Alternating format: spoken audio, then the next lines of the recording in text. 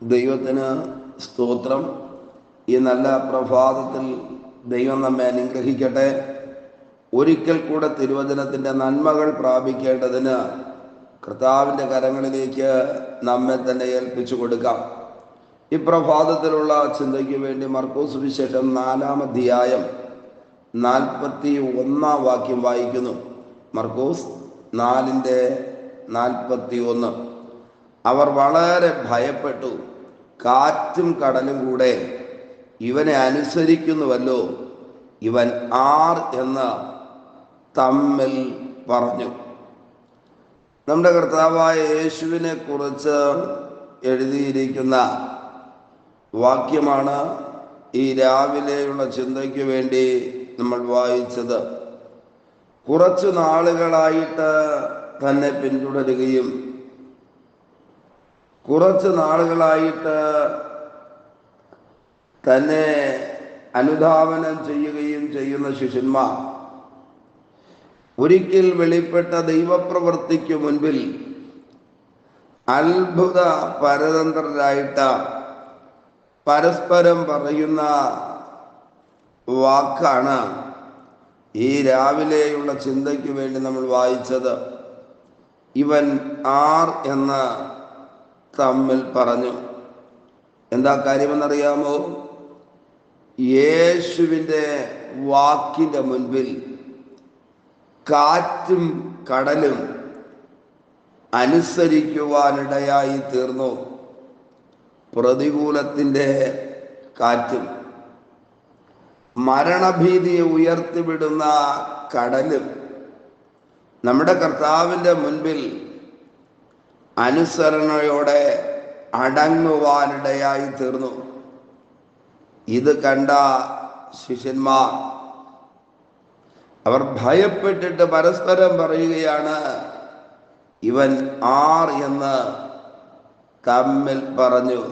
പ്രിയരെ, ഈ വാക്യം വായിക്കുമ്പോൾ ഒരു സത്യം നമുക്ക് മനസ്സിലാകും. വാക്കുകൾ കൊണ്ട് കാറ്റിനെയും കടലിനെയും അനുസരിപ്പിക്കുവാൻ തക്കവണ്ണം അധികാരമുള്ളവനാണ് നമ്മൾ ആരാധിക്കുകയും സേവിക്കുകയും ചെയ്യുന്ന ദൈവമെന്ന്.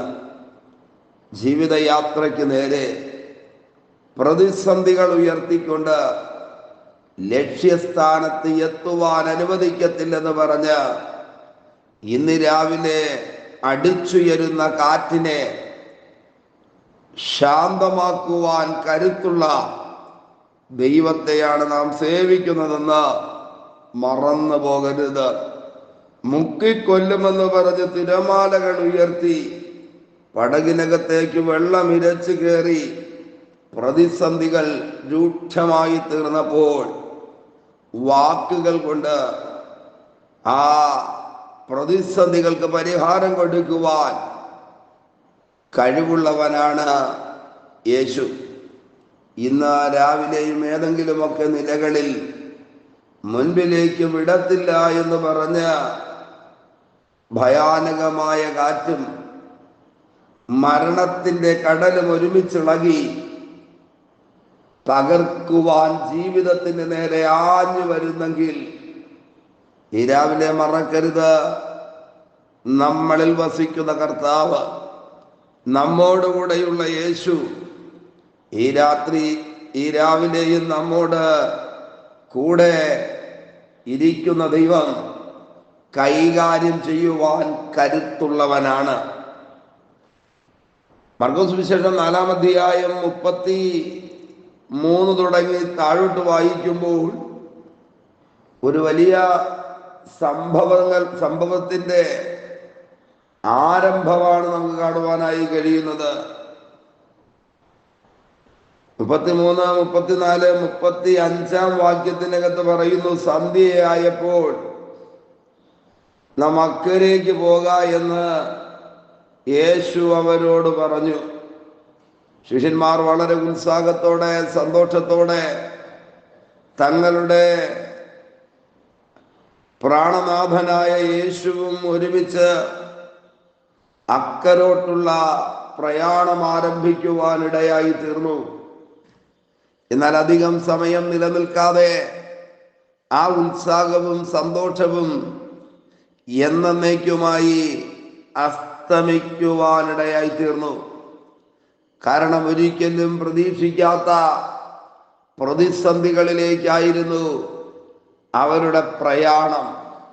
പ്രിയരെ, ആരംഭം കൊള്ളാമായിരുന്നെങ്കിലും, തുടക്കം സന്തോഷമായിരുന്നെങ്കിലും, മുൻപിലേക്ക് പോകുവാൻ കഴിയാത്ത പ്രതിസന്ധികൾ ജീവിതത്തിന് നേരെ അടിച്ചു കയറി നിരാശയോടും ഭാരത്തോടും ഇന്ന് പ്രഭാതത്തിൽ വേദനയോടെ ഇരിക്കുന്ന ആരെങ്കിലും ഉണ്ടെങ്കിൽ ഈ തിരുവചനം നമുക്ക് ഏറ്റെടുക്കാമോ? ആ പടക് ആടുവാനും അലയുവാനും ഒക്കെ തുടങ്ങി. 37-ാം വാക്യം പറയുന്നു, അപ്പോൾ വലിയ ചുഴലിക്കാറ്റുണ്ടായി, പടകിൽ തിര തള്ളിക്കയറിയതുകൊണ്ട് അത് മുങ്ങുമാറായി. യാത്ര സന്തോഷകരമായിരുന്നെങ്കിലും, ആരംഭം സുഖമായിരുന്നെങ്കിലും, വലിയ തിരമാലകൾ തള്ളി അവർ യാത്ര ചെയ്തിരുന്ന പടകിനകത്തേക്ക് കയറുവാനിടയായി തീർന്നു.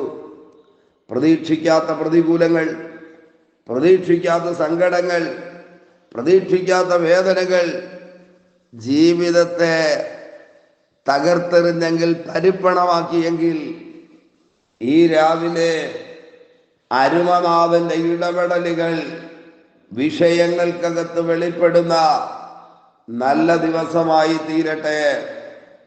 ആമേൻ. ബൈബിൾ പറയുന്നു, അവർ യേശുവിനെ വിളിക്കുകയും യേശുവിനോട് തങ്ങളുടെ അവസ്ഥ വിശദീകരിക്കുകയും ദൈവമുഖത്തേക്ക് നോക്കുകയും ചെയ്തു.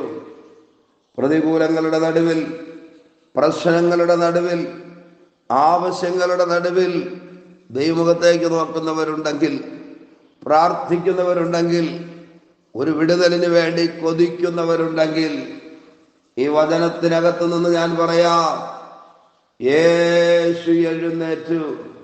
ഇന്ന് രാവിലെ നമ്മുടെ ജീവിതമാകുന്ന പടകിൽ രക്ഷകനായ യേശു എഴുന്നേൽക്കുന്ന, വിടുതലിന്റെ നായകനായ യേശു എഴുന്നേൽക്കുന്ന, അത്ഭുത മന്ത്രിയായ യേശു എഴുന്നേൽക്കുന്ന നല്ല പകലായി തീരട്ടെ.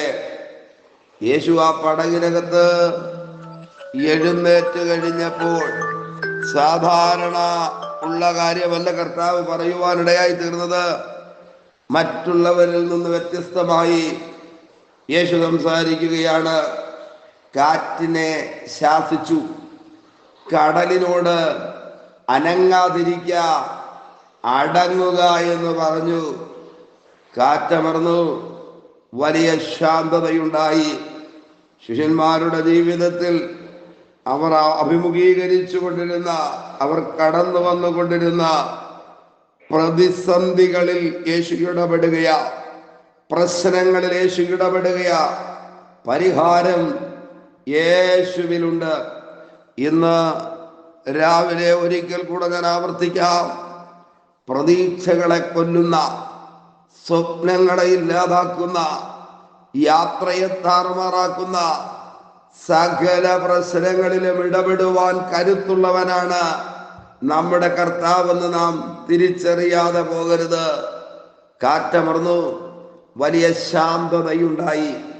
ഇന്ന് രാവിലെ ശാന്തതയും സ്വസ്ഥതയും വിടുതലും അനുഭവിക്കുവാൻ കഴിയുന്ന അനുഗ്രഹിക്കപ്പെട്ട പ്രഭാതമായി തീരട്ടെ.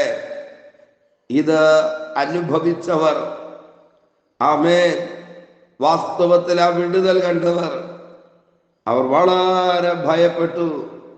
തങ്ങളോടൊപ്പം പടകിൽ കൂടെയുള്ള, ഇന്നലകളിൽ കൂടെ നടന്ന യേശുവിലേക്ക് അവർ ഉറ്റുനോക്കിയിട്ട് പറയുകയാണ്, കാറ്റും കടലും കൂടെ ഇവനെ അനുസരിക്കുന്നല്ലോ. ഇന്ന് രാവിലെ അന്തരീക്ഷ ശക്തികളെ പോലും നിയന്ത്രിച്ചു നിർത്തുവാൻ കരുത്തുള്ള മഹാദൈവത്തെയാണ് നാം സേവിക്കുന്നത്. ഇവൻ ആർ എന്ന് തമ്മിൽ പറഞ്ഞു. ഞാൻ ഒരു വാക്ക് പറഞ്ഞ് അവസാനിപ്പിക്കാം. ലോകത്തിൽ ആർക്കും ചെയ്യുവാൻ കഴിയാത്തത്, ലോകത്തിൽ ഒരു നേതാവിനും ചെയ്യുവാൻ പറ്റാത്തത്, ലോകത്തിലൊരു മനുഷ്യനും ചെയ്യുവാൻ കഴിയാത്തത് ഈ പ്രഭാതത്തിൽ യേശുവിന് ചെയ്യുവാൻ കഴിയും. ദൈവകരങ്ങളിലേക്ക് ഏൽപ്പിക്കാമോ? ദൈവമുഖത്തേക്ക് നോക്കാമോ?